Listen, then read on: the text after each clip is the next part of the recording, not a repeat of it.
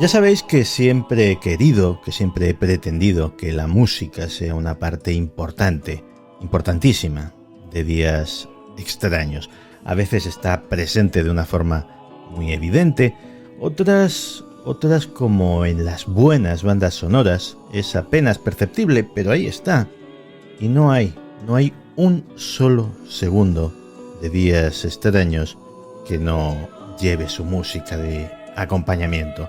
Música alguna de maravillosos e increíbles compositores, música alguna de algún advenedizo como un servidor, que bueno, aprovecho que tengo esta plataforma y ahí voy colando mis pequeñas composiciones, nadie se ha quejado de momento, y música de personas maravillosas como Jezabel Martínez. Su disco, Geometría Sagrada, que nos lo presentó en este mismo programa, lo habéis podido escuchar como fondo en muchos de nuestros temas, en muchas de nuestras entrevistas.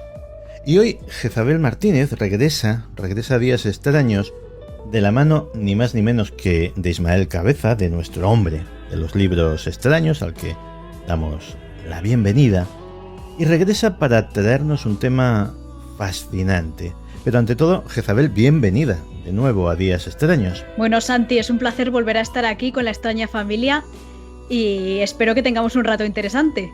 Pues ya lo creo que sí. No abuso mucho de tu disco, ¿no? En Días Extraños. Lo pongo con moderación. Sí, ya lo oigo, no ves que te escucho todas las semanas, entonces. Bueno, pero oye, que si algún día, en algún momento crees que estoy abusando de la confianza y estoy poniendo ya demasiado el disco, tú dímelo, ¿eh? Nada, no te preocupes, como en pronto sacaré el siguiente, ya te lo pasaré para que vayas renovando hilo musical. Genial.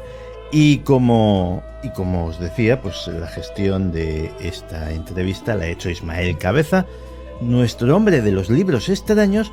Y oye, Ismael, esta vez sí que vamos a hablar de un libro extraño, porque no tiene ni páginas ni letras. Bueno, la sección buena, Santi, encantado de estar otra temporada aquí, por cierto.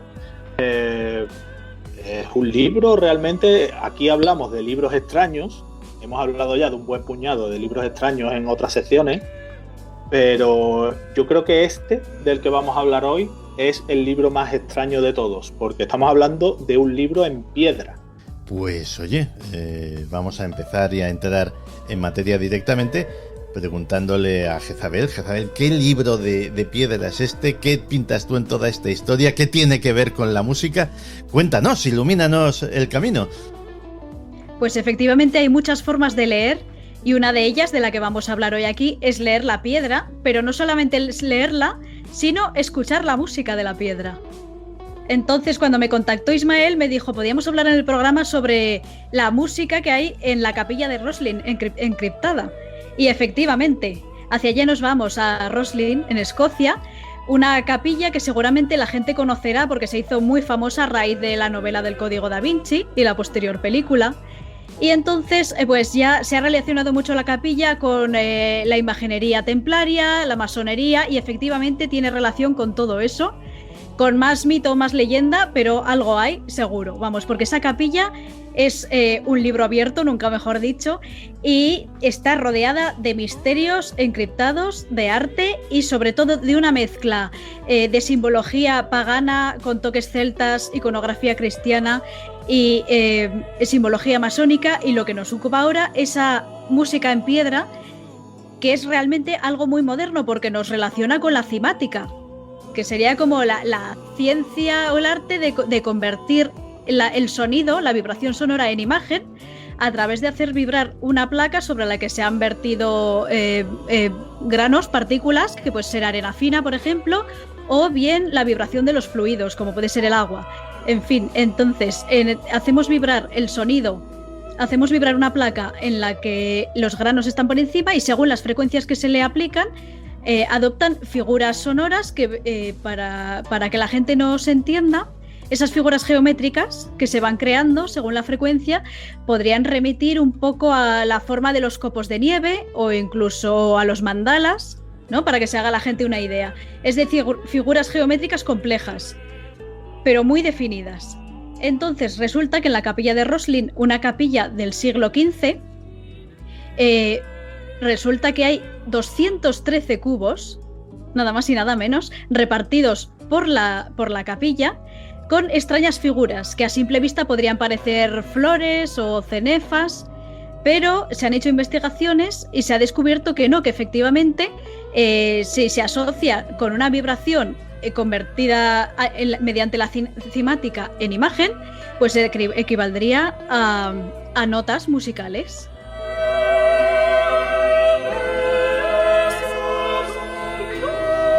Entonces, deduzco de tus palabras que esta gente tuvo que hacer el experimento por ellos mismos. Coger una plancha de metal resonante, utilizar granos de arena o limaduras o cualquier otro elemento semejante, usar un instrumento, generalmente es de cuerda. Oye, esto es muy avanzado para esa época. Sí, es muy avanzado. No sé si lo harían mediante ese método, esa técnica, pero está claro que algo sabían, ¿vale? Y sobre todo porque ya veremos más adelante que no es el único caso de música en piedra que hay. Luego tenemos como una especie de clave de decodificador para darle un sentido a esas flores musicales, por llamarlo de alguna forma, ¿no? Y es un ángel que hay en la capilla que tiene determinada posición en las manos y sostiene una especie de rectángulo que se ha dicho que es un pentagrama, y efectivamente tiene las 5 líneas del pentagrama y 3 dedos señalan distintas notas musicales. Entonces, con su mano derecha marca la nota si, ¿vale? Y con la mano izquierda marca las notas do y la.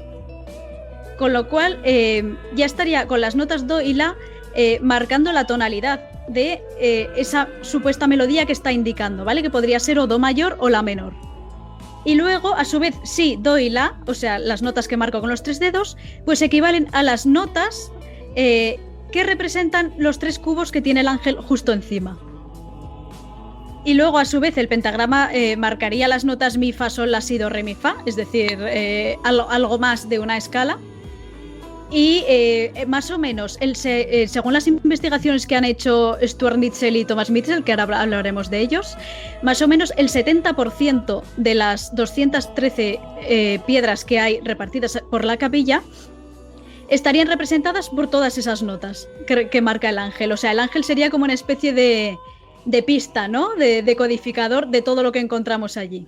Ajá. Ismael, por favor. Sí, es que me parece fascinante lo que está contando Isabel, porque precisamente yo lo descubrí porque tuve la suerte de estar en la capilla de Roslin hace unos años y yo no conocía este tema, conocía los típicos enigmas y misterios de la capilla de Roslin que todos sabemos por el tema de Dan Brown por un lado, y porque por cierto allí no están muy contentos, por una parte sí, pero por otra no, porque el boom inicial les vino muy bien, pero al parecer se desbordó tantísimo, aquello es un pueblo pequeño, que no le a la larga no le ha hecho un poco morir de éxito, ¿no?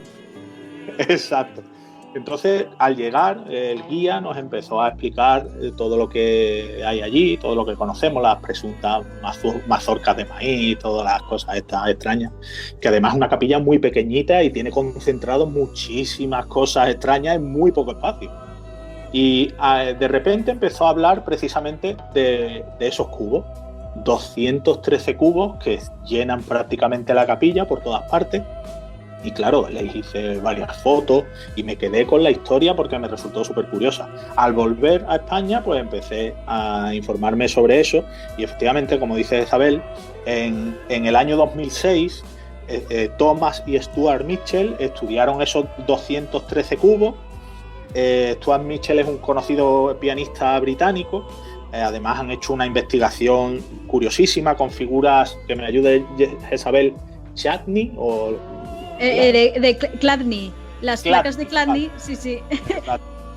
Con eso hicieron una, como dice Isabel, cogieron toda esa partitura que se supone que el ángel es la clave de toda ella e tradujeron esa música en piedra, ese libro de piedra a música. De hecho, en el año 2010 sacaron un CD titulado The Roslin Motet, en el que hablan precisamente de eso, de una música encriptada durante 500 años en esa capilla y que nadie había logrado descifrar hasta ahora.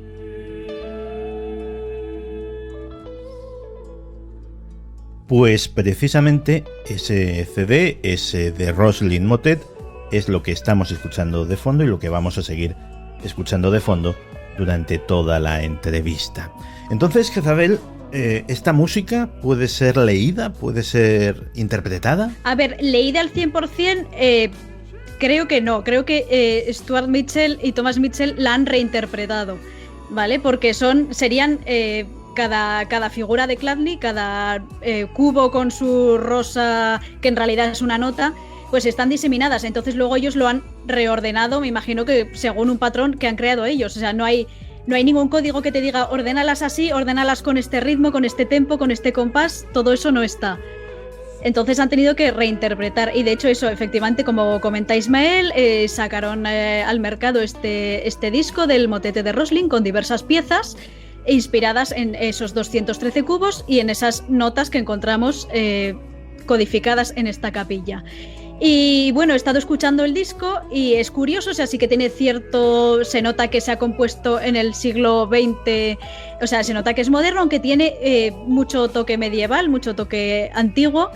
Y a nivel musical, la gente, por los comentarios que escuchaba yo sobre el disco, pues eso, hablan de que esperaban que al ser una música sobre algo de los templarios, demás, pues que fuera como una maravilla, y es bonita, o sea, son composiciones bonitas, pero no tiene la carga profunda que te llega hasta dentro, como puede tener, por ejemplo, el Miserere de Allegri o otras obras sacras, tanto del medievo como del Renacimiento. Entonces, esa ha sido mi sensación. Os animo a escucharlo, porque además está en YouTube, y me imagino que en Spotify también, y sacar vuestras propias conclusiones, a ver qué sentís y qué os transmite.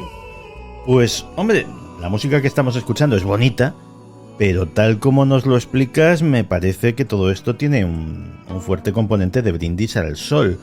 Es decir, nos faltan un montón de datos para interpretar esas figuras como notas musicales, pero bueno, aún así lo hacemos, sacamos nuestra música, que es bonita, y oye, pues porque yo lo valgo, no sé, raro. Es una visión artística. Es cierto que ambos han hecho una gran investigación sobre el tema.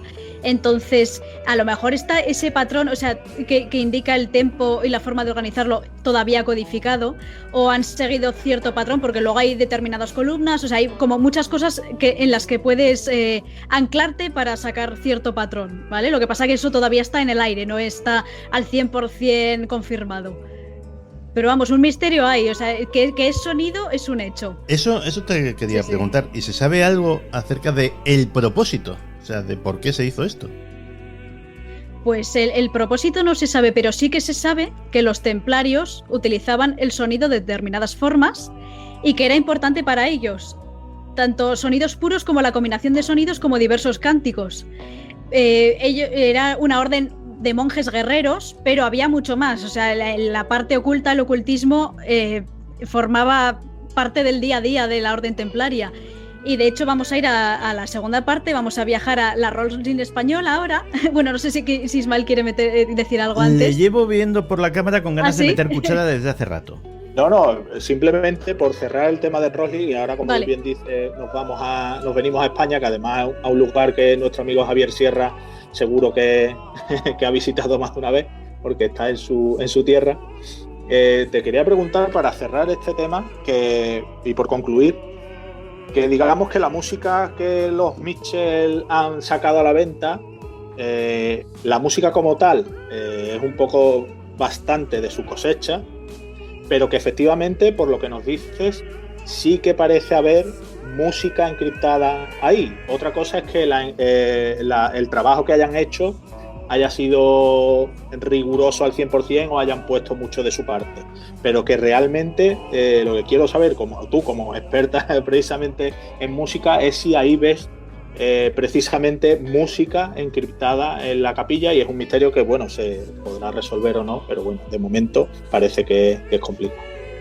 A ver, sí, efectivamente. Hombre, a ver, para que fuera música, como te digo, habría que ordenar los sonidos que sí que están ahí indicados en piedra, con un ritmo, una armonía y una melodía, ¿vale? Para que fuera música tendría que estar todo eso contemplado.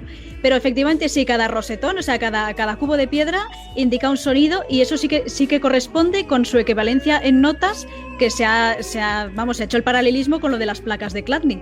O sea que eso sí, es cierto que cada rosetón equivale a un sonido. Hasta ahí hasta ahí te lo aseguro, así que puedes estar tranquilo.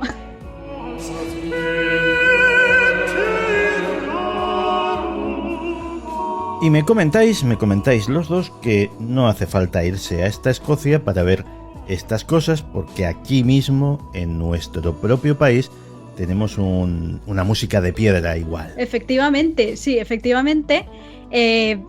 No es excesivamente conocida, pero la llaman la Roslin española.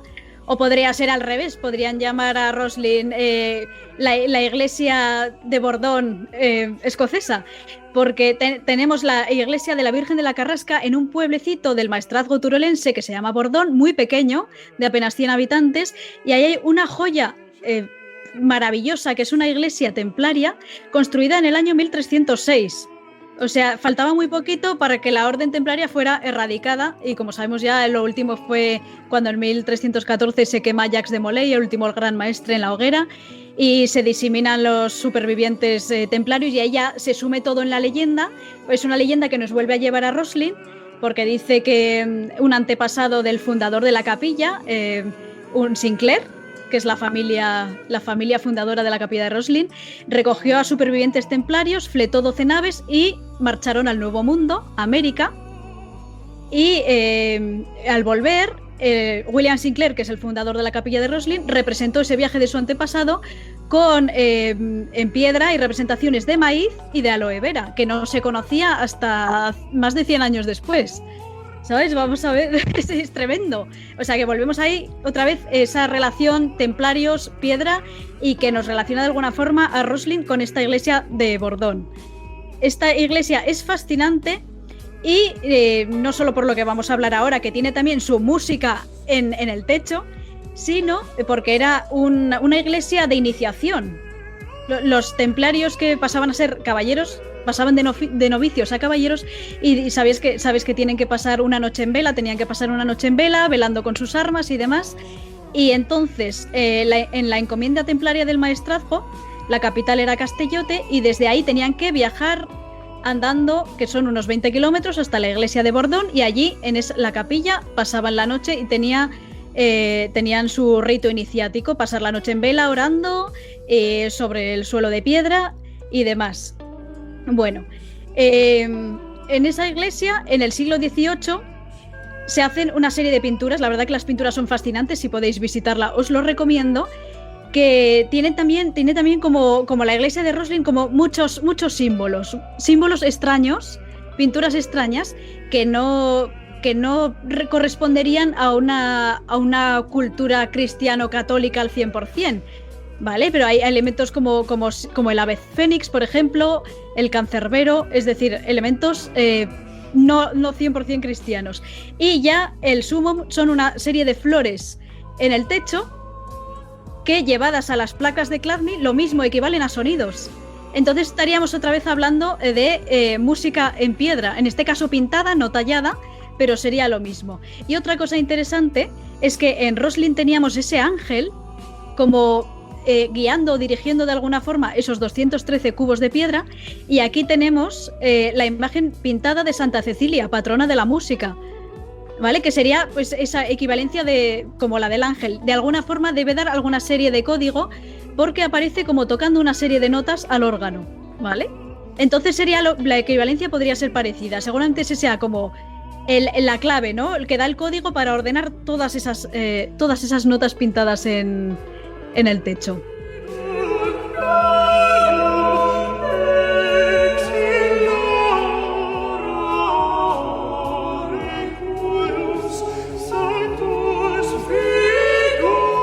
Y este ejemplo español de este fenómeno lo podemos escuchar como la música que estamos escuchando de fondo. ¿Alguien se ha puesto ya a interpretarlo, a traducirlo, o hay que esperar todavía? Pues que yo sepa no se ha hecho nada todavía. O sea, sí que se ha hecho alguna investigación, pero no se ha ordenado toda esa música y hecho sonido, ¿sabes? Toda esa música en la pared hecha sonido. Lo que sí que sé es que una de las flores, por lo menos una, no sé si más, pero por lo menos una, llevada a las placas de Chladni, ¿vale? Sería la representación en pintura del tritono. Ya nos lleva a otro paso más fascinante, el tritono. Hay gente que habla de que es una nota y no es una nota, sino un intervalo. Es decir, un intervalo es la distancia que hay entre dos notas. Entonces sería una combinación de dos notas sonando al unísono, en este caso, que crearían esa vibración. Crean una tercera nota, por decirlo así, como un mini acorde. Claro, pero bueno, para que se fuera acorde tendría que ser mínimo 3 notas. Claro, por eso. Claro, entonces sería como dos notas sonando a la vez, ¿vale? Bueno, ya sabes que los rockeros somos muy dados a utilizar los llamados acordes de quinta, que en el fondo son dos notas, la raíz y su quinta.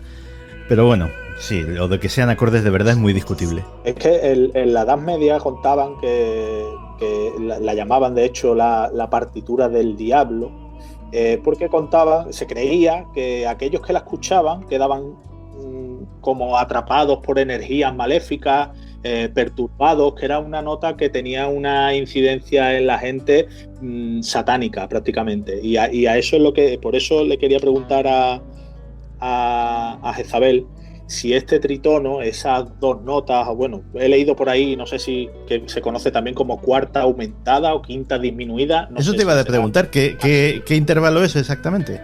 Sí, efectivamente sería un intervalo de cuarta aumentada o quinta disminuida, ¿vale? Un intervalo estándar de cuarta o de quinta se llama cuarta justa, quinta justa, ¿vale? Una cuarta justa serían 2 tonos y medio. Entonces, al ser cuarta aumentada, significa que aumenta, que se le añade medio tono. Con lo cual es una sensación como de estirar ese intervalo, ¿vale? De estirar esa distancia. Y es la verdad que la combinación, por ejemplo, en una escala de do mayor serían las notas fa y si.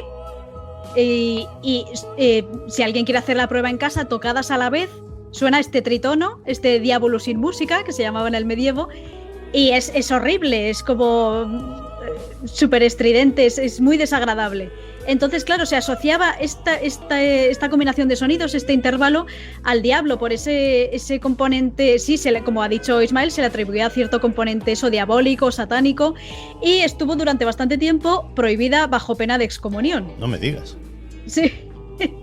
Y nada, posteriormente ya se empezó a usar y ya en el siglo XVIII, XIX, XX y a partir de entonces se utiliza cualquier intervalo de forma libre, pero eso se tenía como bastante cuidado. Además, las armonías en el medievo eran también como muy, muy sencillas. Toda la música medieval son terceras, quintas y poco más. Son como muy puras, muy simples, pero muy, muy efectivas. Jezabel, sí. ¿Qué significado tenía para los templarios el tritono? Porque lejos de ser algo maléfico como la Iglesia lo catalogó, parece que también decían que podía favorecer la meditación, o que era también parte de una música que realmente no tenía absolutamente nada que ver con el diablo. ¿Qué significado tenía ese tritono significado concreto para los templarios? Pues a ver, a ciencia cierta no creo que lo sepamos nunca, porque con la desaparición de la Orden del Temple se han perdido muchísimos secretos, pero muchísimos. Ya te digo que la imagen que tenemos es la de monjes guerreros, pero había mucho por detrás, tenían muchísimo conocimiento de ocultismo. Y entonces no creo que lo sepamos nunca. Sí que se sabe que utilizaban el sonido, el tritono lo utilizaban no sé para qué, o sea, no sé qué querían conseguir, porque también hubo muy mala prensa, como estaban la Iglesia y el rey de Francia obsesionados con destruir la Orden del Temple, en parte para quedarse sus riquezas y quitárselos un poco del medio. Sí que les acusaron de satanistas, de sodomitas, de un montón de cosas que no sabemos si fue falso, fue para difamarles simplemente o habría algo de verdad. Pero entonces, esa relación del sonido con el diablo, es cierto que el tritono es muy desagradable, es bastante feo de oír. No es como un acorde de do mayor que se oye como redondo, perfecto, bonito, ¿no? Es bastante desagradable. Entonces, por no parece que favorezca la meditación, precisamente. Claro, sí, por eso. O sea, para estado de relajación y de meditación no creo que se utilizara, porque es el efecto contrario. O sea, es como de tensión, es bastante desagradable. Pero seguro que tenía su uso, porque al azar no se hace nada. Y ya, si encima lo representan en pinturas y en piedra, pues ya algo de importancia tenía.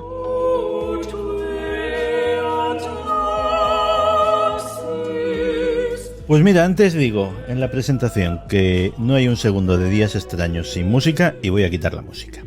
Voy a quitar la música porque vamos a hacer un pequeño experimento.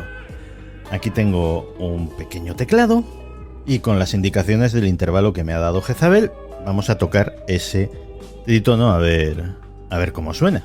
La cosa vendría a ser algo como esto.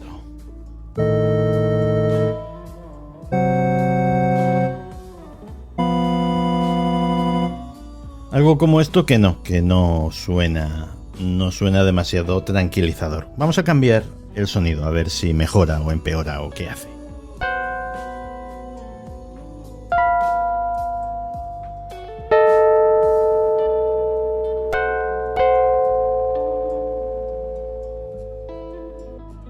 No, definitivamente no es un sonido excesivamente cautivador, así que volvemos a lo de la música de Rosling, que es bastante más agradable. Jezabel, es un sonido terrible. Esto parece que se va a aparecer Freddy Krueger en cualquier momento. También depende un poco eso de la instrumentación que se utilice, pero bueno, en este caso es que la combinación fue así, ya os digo que se toque con lo que se toque, suena bastante desagradable, wow, sonando a la vez. En fin, dime. Y bueno, otra cosa interesante es eso, que estas pinturas templarias de las que estamos hablando realmente no se pintaron en época templaria, como os digo, se pintaron en el siglo XVIII. Entonces, se habla, según algunos investigadores sobre el tema, pues parece ser que la herencia templaria fue recogida por la masonería. Que en Rosling también encontramos esa relación masonería-templarios, música, piedra, lo mismo que aquí en esta iglesia de Bordón. Entonces, de alguna forma, seguramente la persona que encargara esas pinturas tenía ciertos conocimientos heredados de los templarios y desarrollados posteriormente, porque en el siglo XVIII hay una eclosión bastante grande de la masonería. De hecho, en el siglo XVIII, en Austria, por ejemplo, que se empezó a perseguir también, Wolfgang Amadeus Mozart entró a formar parte de una o dos logias. O sea que eso estaba, a la orden del día, en el mundo de las letras y las artes. Pues me pregunto que cuántos libros en piedra nos quedarán por descubrir. Estoy seguro que muchos. Lo que ocurre es que en el caso de Rosling, como bien contabas Isabel, tenemos ese ángel que parece que sirve un poco de guía, aunque no tenemos muchos elementos de esa música, pero sí tenemos una especie de guía, un punto de partida, digamos, para poder seguir investigando.